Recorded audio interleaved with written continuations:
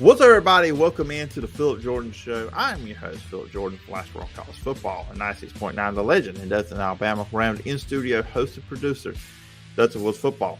On today's edition of the Phillip Jordan Show, I am joined by Adam Spencer from Saturday Down South. We will look back at Week 5 in the SEC. We'll break down Kentucky and Ole Miss. Also, we'll look at Alabama and Arkansas. Where does Alabama go from here if they're without Bryce Young? What happened to Arkansas in this game? The latest on Auburn, and much, much more. You can check out the Phillip Jordan Show on Apple Podcasts, Spotify, wherever you get your podcasts. And if you're on Apple Podcasts, please follow, rate, and review. Leave a review. I will read it on a future edition of the show. You can also watch the show over on YouTube at the Phillip Jordan Sports YouTube channel. Just hit the subscribe button. Hit the bell for all the notifications so you'll know when there's a new video, and leave a comment on a video. I'll read that on a future edition of the show as well. Everybody joining me on the show right now is Adam Spencer. You can check him out on Saturday Down South and a bunch of other different sites. But we're going to be talking SEC with Adam today. Adam comes on here every now and then, talk all things SEC football. And Adam, I appreciate you coming on. Yeah, thanks for having me again, Phillip. I appreciate it. Nothing interesting in the SEC over in Week 5. We had nothing to talk about. I don't know how we're going to spend our time together here, Adam. But no, it was interesting. Week 5, two big top 25 matchups. An interesting game between LSU and Auburn. But just coming out of Week 5, what were your kind of biggest takeaways on the weekend? Yeah, I mean, it just really goes to show that there's just not really that dominant overall team in college football this year. That's sort of what I'm learning. You know, we thought it was Georgia for a second, but they've kind of struggled these past 2 weeks, and you know, they were lucky to escape Mizzou with a win, but you know, Mizzou's going to Mizzou, as they prove time and time again. But yeah, so in Alabama, you know, the final score looks good, but you and I both know that game was dicey there for a second before some late explosive plays sort of put it out of reach. So, you know, and even Ohio State had that tough Week 1 game against Notre Dame. So Clemson struggled with Wake, you know, so there's just not really that dominant team. USC has had some close games. And I think that's what we're learning. And frankly, that sets up for a really exciting second half of the season, I think. Yeah, I think it's good for college football. We're going through this, that it's not, I mean, yeah, we may end up with the normal participants in the playoff. It still may be Alabama, Georgia, Ohio State, and then just insert Clemson. But I think even if we do get those 4 teams at the end of the season, I think the journey there, the road there is going to be quite interesting, because I feel like all these teams, or maybe not Ohio State, I kind of look at their schedules a little bit easier, maybe the rest of the way, but especially Alabama and Georgia. They get there, I feel like they're going to have some losses on there. Some of these teams are going to have some L's too, so we maybe go in there with not all undefeated teams too. Yeah, I mean, I think that's going to be exciting. I mean, obviously, if Alabama and Georgia both get in, one of them will have at least one loss, just the way, you know, and you know, a lot of projections have Ohio State and Michigan both getting in right now. So you think one of those teams would have to have lost, and one of those teams would not even make the Big Ten. Or they might have changed their rules, but there's some discussion around that. But you know, it's just going to be interesting to see where things play out. I mean, Clemson could go undefeated and just still not necessarily be one of the best 4 teams, if just the way things shake out. But yeah, I think that this is great. I think that it keeps teams with one loss alive. You know, Utah now can say, hey, we're still alive if some of these teams that we thought maybe we're going to cruise through the regular season trip up a little bit. So, you know, it's an exciting time. The SEC is really deep. Tennessee is great. Ole Miss is great. You know, Kentucky played hard. They're still a really good team. Arkansas is still a really good team. So, you know, there's a lot of good games every weekend, and it's, you know, LSU's coming on strong. So it's just going to be fun to watch every single weekend from now on. Yeah, absolutely. And you're talking about Kentucky and them and Ole Miss played each other. That was the first game, which still This game should not have been at 11 o'clock. This should have been a primetime game. I know Auburn and LSU had a good game with each other, but, I mean, come on. Anyways, I talked about that enough last week. This was an interesting one between these two because it kind of felt like, Kentucky blew a lot of opportunities in this one. The missed extra points, the missed field goal, and then Will Levis at the end there with the 2 fumbles. And then, if you just had to wait maybe one more split second and let the team set, you probably have a game-winning touchdown. It's just it coming out. But Ole Miss at the same time, they played well. I mean, Ole Miss with a running game, they're a physical team. I mean, and that's one thing I think sometimes with Lane Kiffin teams, we kind of look at, okay, it's just a throw it around offense with Lane. But I think over the last few years here at Ole Miss, and now especially this year, they're more of a running team. What was some kind of big takeaways for you coming out of that game between Kentucky and Ole Miss?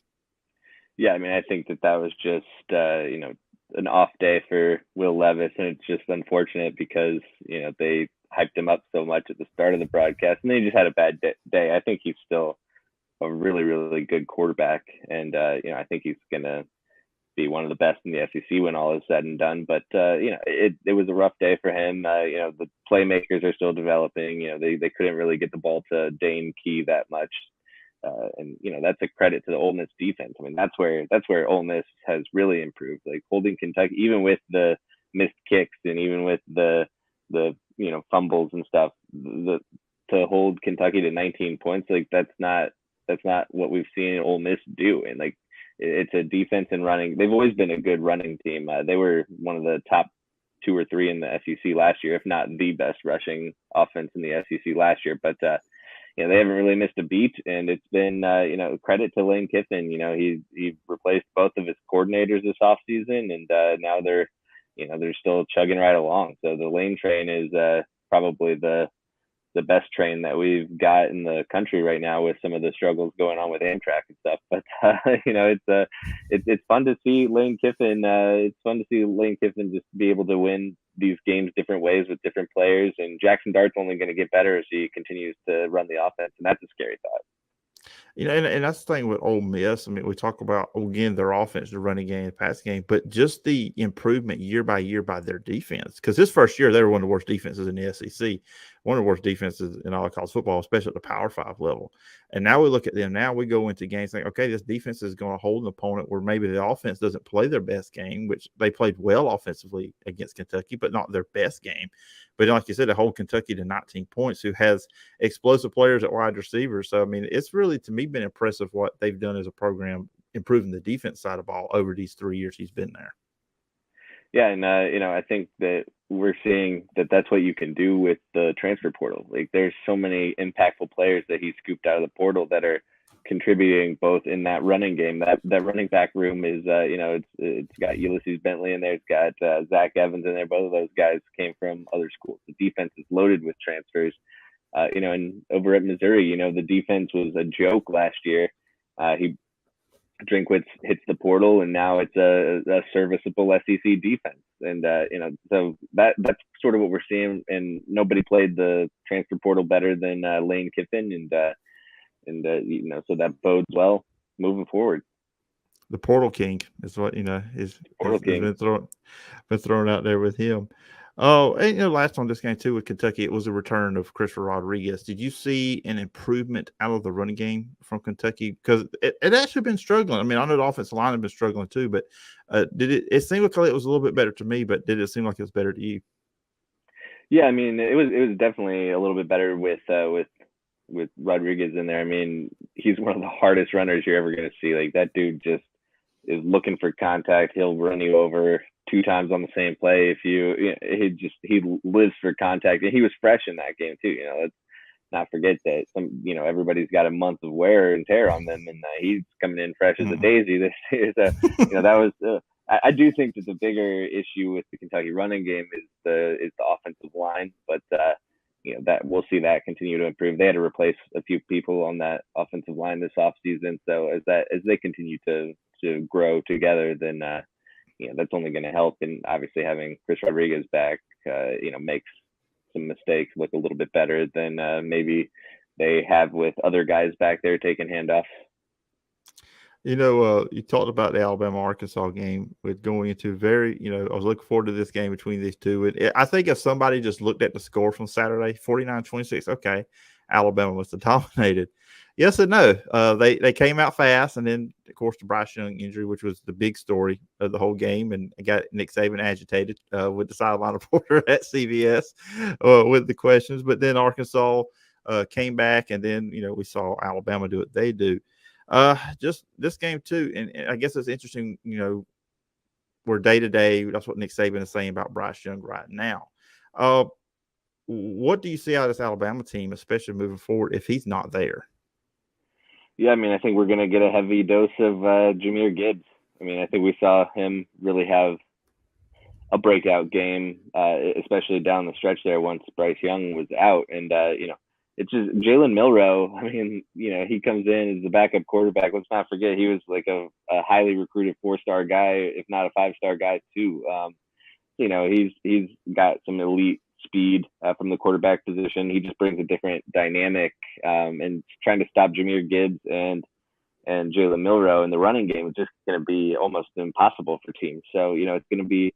I don't think that Alabama, of course, Alabama is going to miss the reigning Heisman winner. There's no other Bryce Young on that roster, but there's still plenty of talent. And can they survive 2 or 3 games if they need to without Bryce Young? Absolutely, because they're loaded with 5-star guys at every position, it seems. And if they don't have a 5-star guy, they've got a impact guy from the transfer portal. So I really think that. We'll see Alabama continue to put up points, and this is going to be a great chance for the offensive line to work a little bit more. I think that they'll be fine, but fortunately, it does sound like Bryce Young won't miss too much time, which is great to hear. Yeah, they kind of have the feel of the Jalen Hurts offense with Milroe out there, with what he can do on the read option. Because, and I'll admit, sometimes I kind of wish, part of me when I watch Alabama, I was like, man, if Bryce Young would just run a little bit more, he'd be even more of a dangerous player. But that's just not who he is. He wants to throw the ball. He's a pocket passer. He runs if that is the absolutely last option. And I saw one of my friends posted on Facebook a meme. It says, so Alabama loses Bryce Young, so they get to put Michael Vick out there at quarterback, which after the 77-yard run by Milroe. But it did seem like it did open up things for Gibbs. And that's something I think we've seen flashes of it with Alabama this season. But this, like you said, I mean, this was the first time we actually got to see him, at his full talent, what we kind of expected to see. Because I thought coming in, he could be a dark horse SEC Player of the Year candidate if you wanted to just kind of go off the Bryce Young conversation. So it's going to be interesting with that too, because with Jahmyr Gibbs, just what he can do. I mean, receiving, and then also at the running game. So it does bring a different element for Alabama.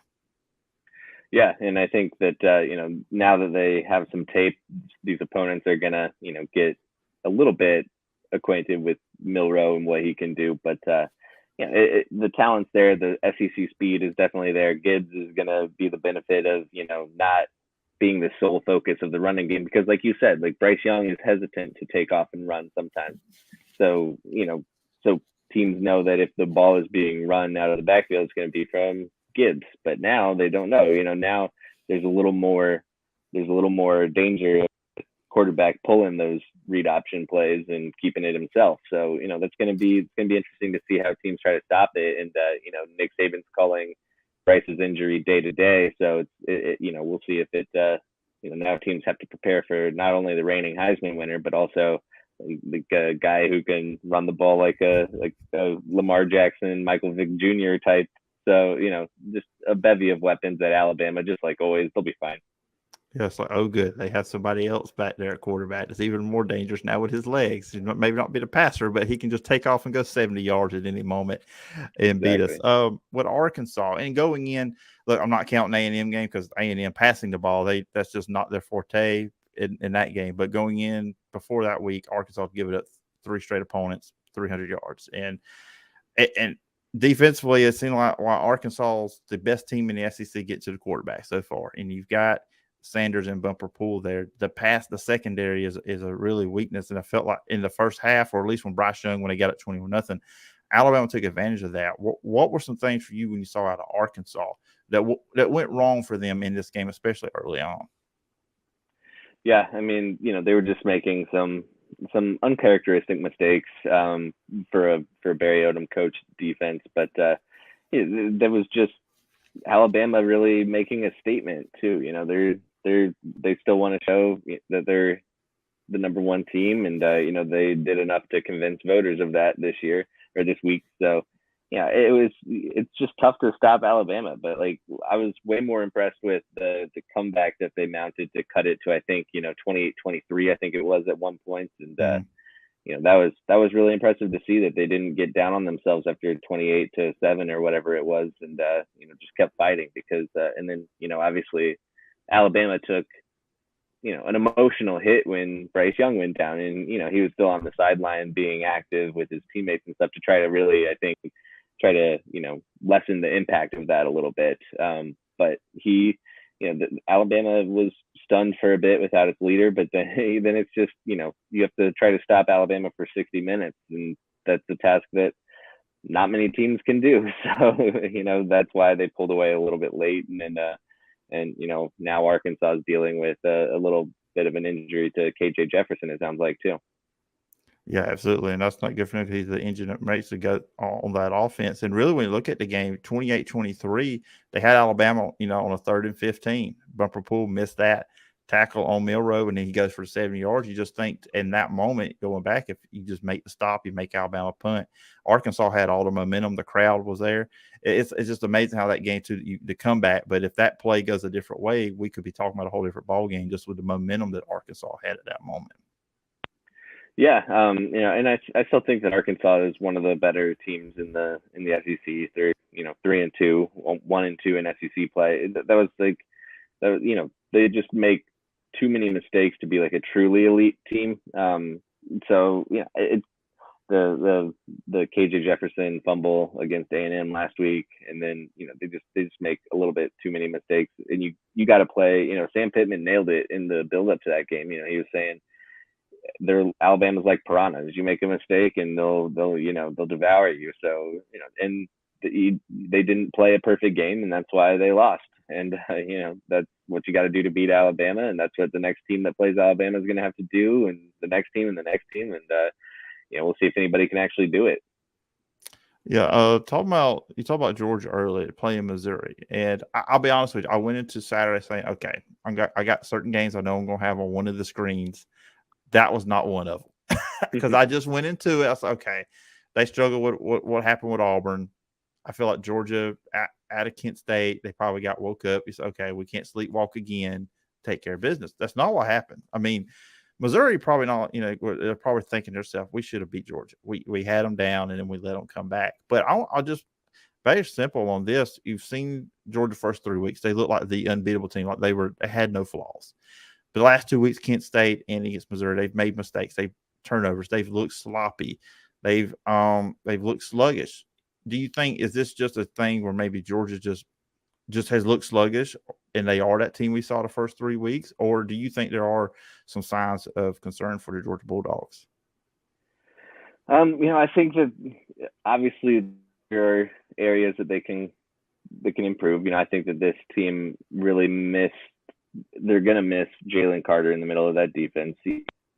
It seems like he hasn't been 100% all year, and I know he was dealing with an ankle thing even before he left the game with a knee issue this time. So that they just got beaten up front on both sides of the ball by Missouri, and that's not. I mean, Mizzou's offensive line had been disappointing coming into this game, but they really stepped up to the challenge. They've got a ton of experience on that offensive line, and it had been an underperforming unit all year, and I think that they may have finally turned a corner there. The Mizzou defensive line is, Drinkwitz, like I said, with the transfer portal. He was like Kiffin Jr. there. He was toe for toe with some of those transfer additions, and they added Jaden Jernigan, Oklahoma State, Christian Williams from Oregon, and both of those guys made some really big plays. And so the Mizzou defensive line is really good. Trajan Jeffcoat was a first team All SEC guy a couple years ago. Isaiah McGuire is one of the names that not a lot of people know, but he's a really talented pass rusher. And so Georgia got beat on both lines of scrimmage, and that is something that is going to have to be fixed. You think of last year's national title winning team. Well, nobody was moving Jordan Davis and Jalen Carter. Like it just wasn't happening. And so like it started there. And offensive line, they were a run first team and just a power team that then Stetson Bennett did his thing over the top or off of play action. And just right now, scaring anybody, and if they can't get there, then I think we'll see teams with good defensive lines continue to give them a little bit of trouble on offense, and teams that have good offensive lines are going to potentially get some traction offensively on their end. Well, they don't have to worry about that this Saturday because they're not going up against a good offensive line in the Auburn Tigers. So that will be a positive if they can get some confidence on that side of the ball.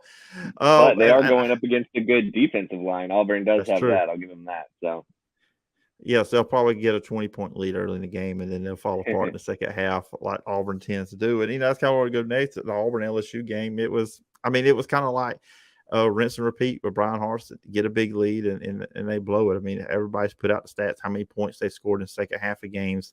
The last 8 against Power 5, they're 2-6 in these games. I think everybody just knows this is coming to an end with Brian Harsin. It's just a matter of when.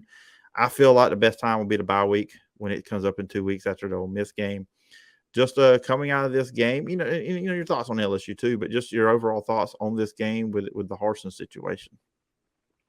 Yeah, I mean, it really just seems like offensively there's a real lack of creativity. It just seems they have plays and they keep going back to them and they keep going back to them and keep going back to them. It's like, okay, well, now opposing defense has figured these plays out and you're running them because you haven't made any sort of adjustments at all, and you're not going to, and that's why we see them kind of stagnate, and we see good first drives and second drives, and then it's just off the cliff bad after that. And so I think it's if they really get blown out this weekend against Georgia, I think that maybe they pull the trigger then and fire Harsin. Have a lot of super experienced guys. I mean, they have like a first year offensive coordinator. They, I'm not too familiar with their defensive coordinator, but if Derek Mason was still there, for example, then maybe he's a natural guy to give the interim tag to, but he's not there anymore. So we'll see what they do, but I think sooner rather than later for moving on from Harsin. Yeah, I do too. And you're right. It's like in the first half they have their plan, and then second half when the opponent adjusts, they can adjust to the adjustment, and that's kind of seems like that's what happened. I feel like Saturday. I mean, they opened up and receivers were open on LSU's defense, but then second half came in, those guys weren't getting open anymore, and then you let your wide receiver throw the ball, and then that's kind of what happens. Oh, and lastly, of course, one of the best things or my favorite things I see on Twitter are your rankings. You put out on everything every week, but your quarterback rankings, and I wanted to bring that up. You have Hendon Hooker sitting there at number 1, Bryce Young 2, Stetson at 3, Will Rogers 4, and KJ Jefferson 5, just around top 5. But for you, was there any high risers after this past week, guys that made a jump on your rankings or in your thoughts?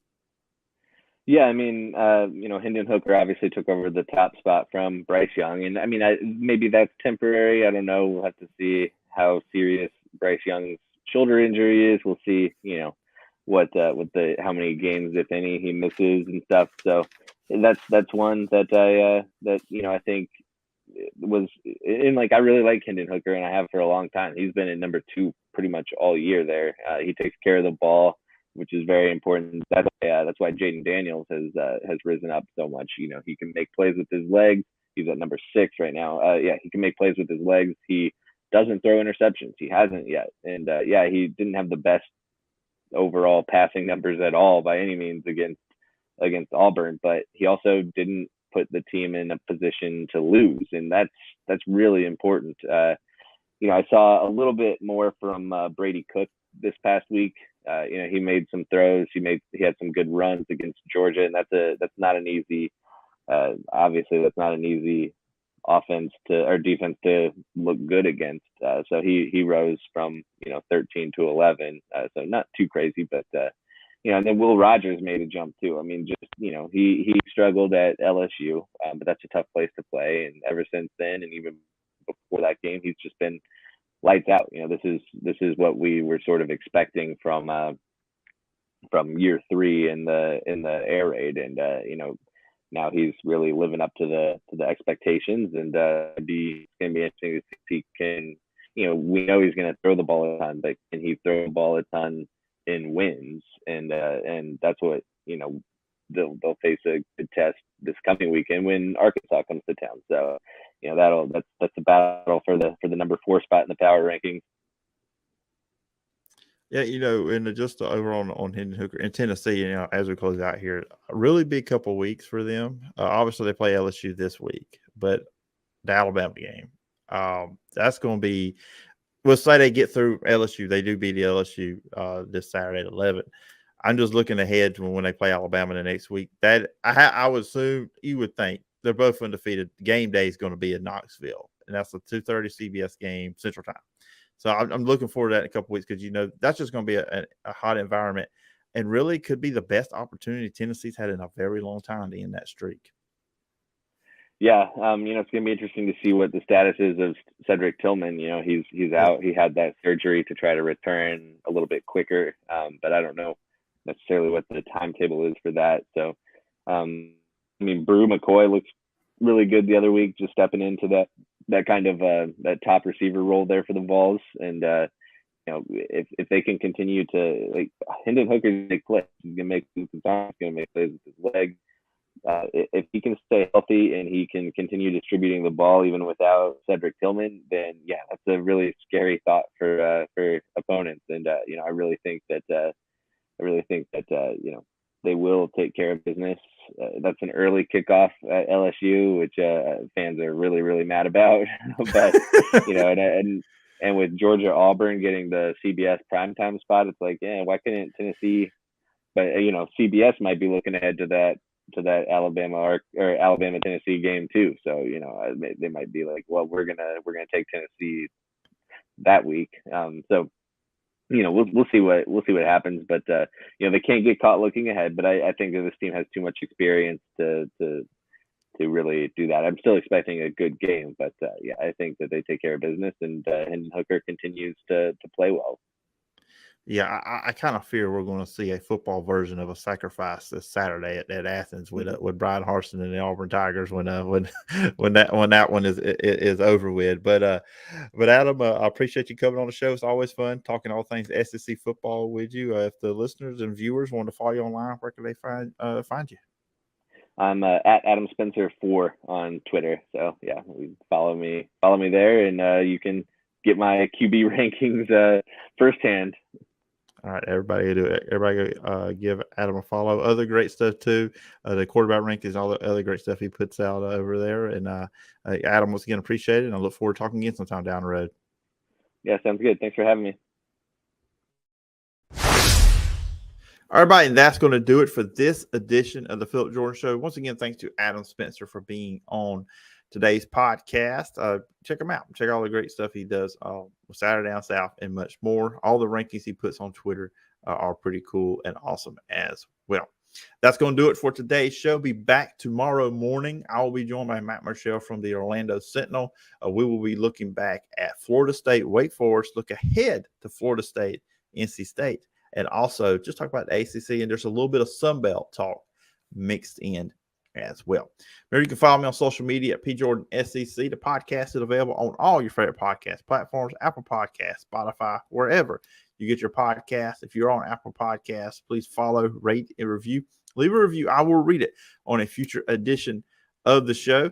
And you can also check out the show over on YouTube, Phillip Jordan Sports YouTube channel. Just hit the subscribe button, hit the bell for all the notifications. And if you leave a comment on the video, I'll read that on a future edition as well. You can always email me at sportstalkphillipjordan@gmail.com. Hope everybody has a good rest of your day. Until tomorrow.